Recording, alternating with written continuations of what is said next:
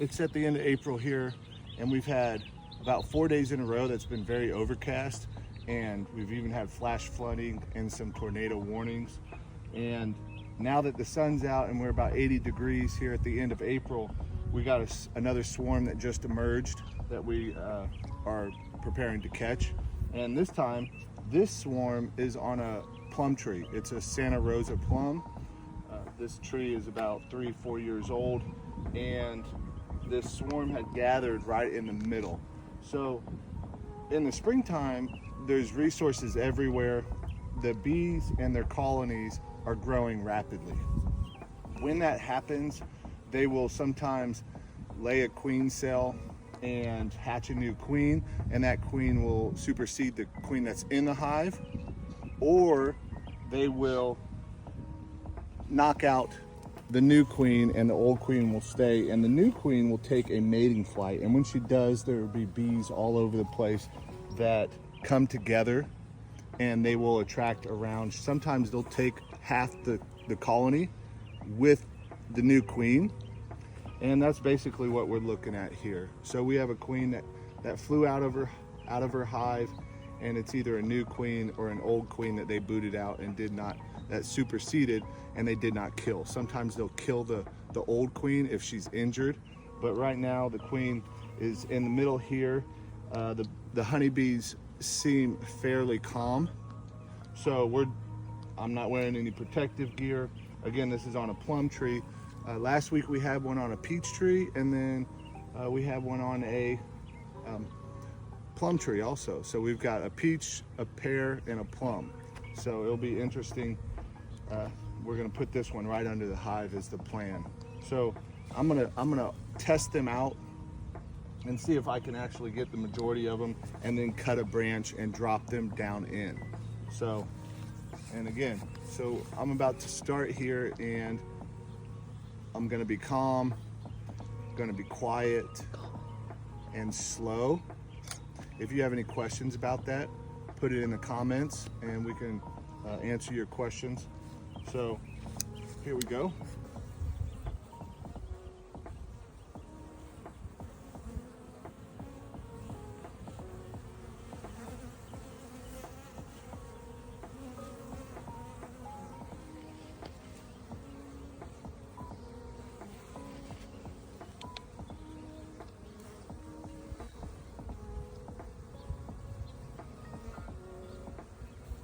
And what I'm trying to do here is expose the branch that they're on, so I can just cut the branch, and I'm also feeling them out.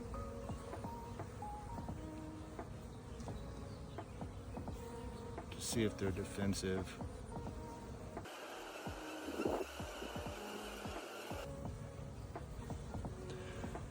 So I had a whole handful of them, and the queen is going to be up here because instead of them staying in my palm, they moved up, so I wasn't able to, but I could almost expose the branch that I want to cut, and I'm just gonna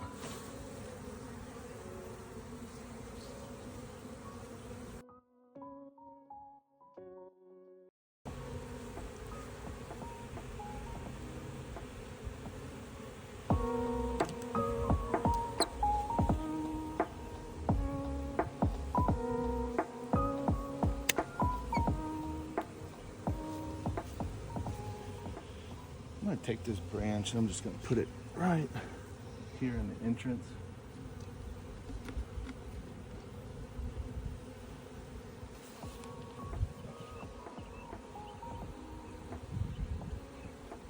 So they're on two main branches and I can't quite get to them, so I'm going to try to keep moving them or clearing them out where I can just cut the two branches and set them down there.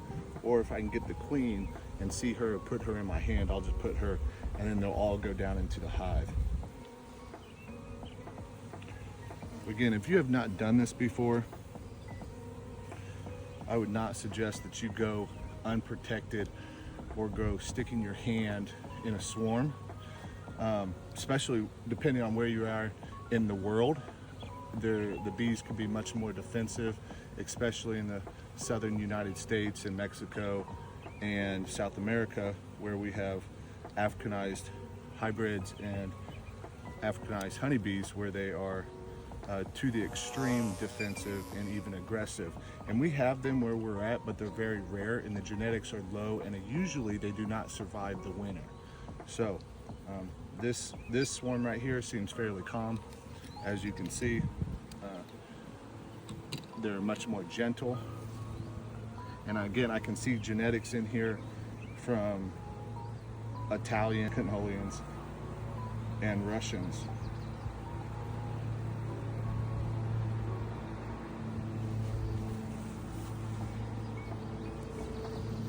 Oh, great.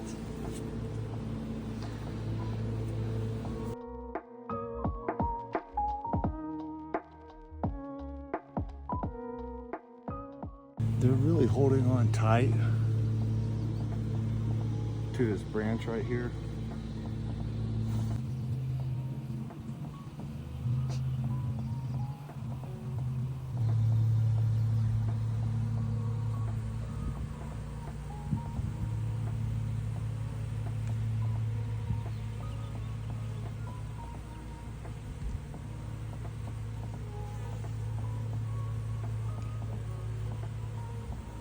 I'm just looking for the queen.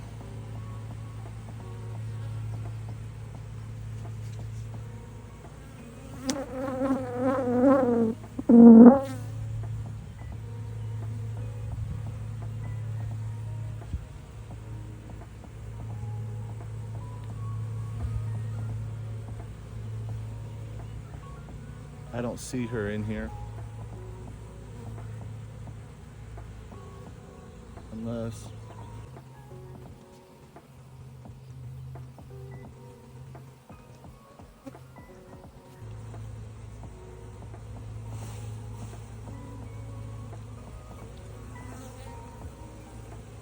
Now that we're getting more bees in there, I'm going to take this top cover.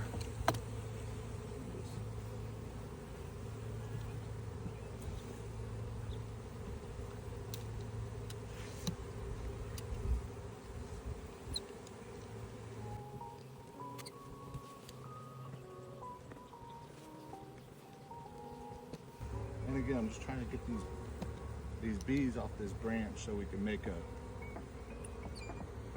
good cut.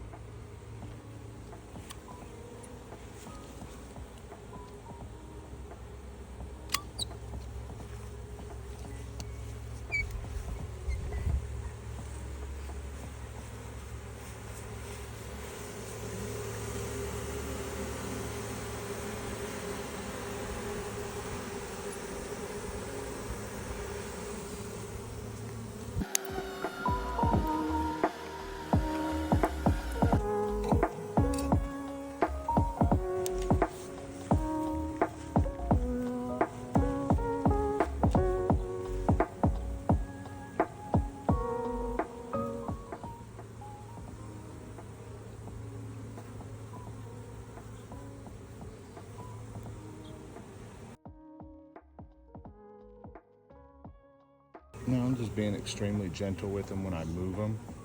I'm really feeling them blindly, but I am sensing them if they're getting pressured. And that's what I don't want to do, is pressure them to do something forcefully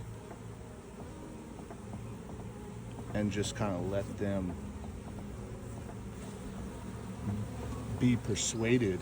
What I'm doing is I'm persuading them to move in a certain direction.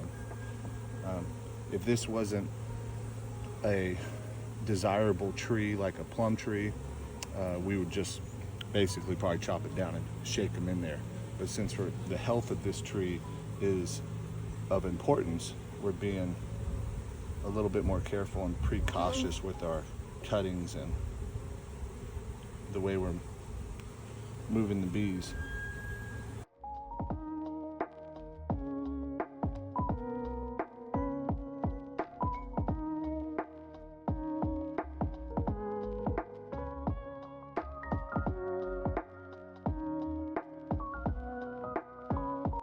Now, a lot of people believe that if honeybees sting, they die. That's not necessarily true.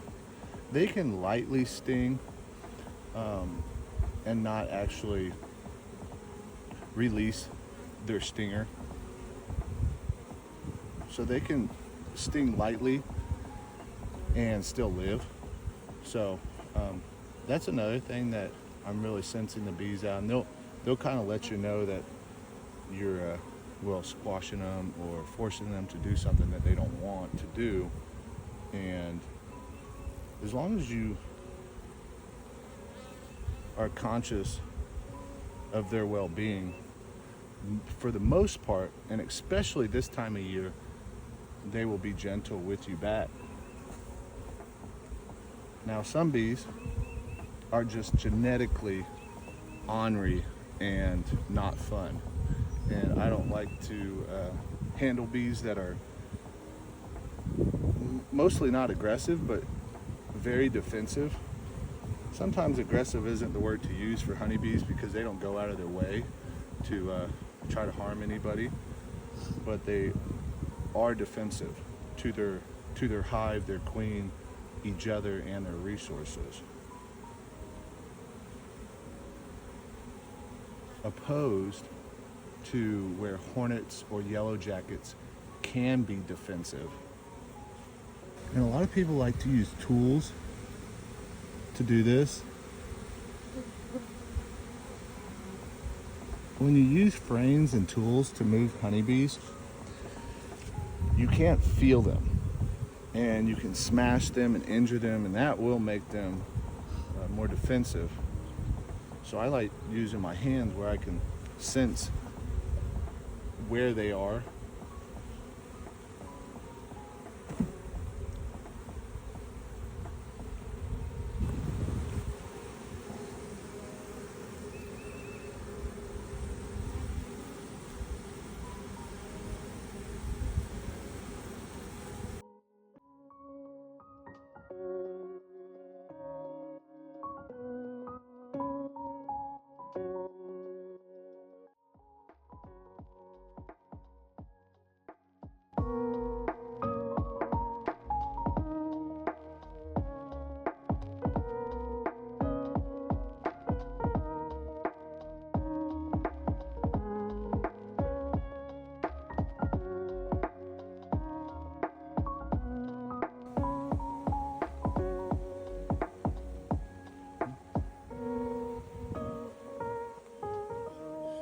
So we got about 90% of this swarm into the hive. I'm gonna keep on working, even though the bees are down here. Now they're around the lid and you see them fanning. So that's a good indication that the queen has now got in there, because we had gotten 3 or 4 big scoops in there and they basically just flew back out. But now all the bees are up here and they're fanning these other bees to let them know that the queen is down there. And you can see at the bottom we put some crystallized honey just for extra resources. What they'll do with that is they will move those and they'll store them into the comb. So I'm just gonna sit here and get the rest of these, but this swarm will be a good swarm, and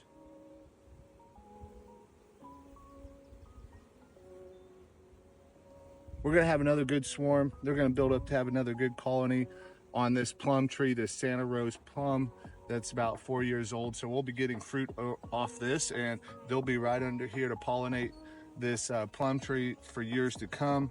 This is Michael Silvera, Challenger's Farm.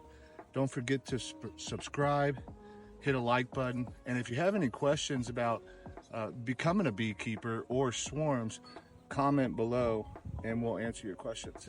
Thanks.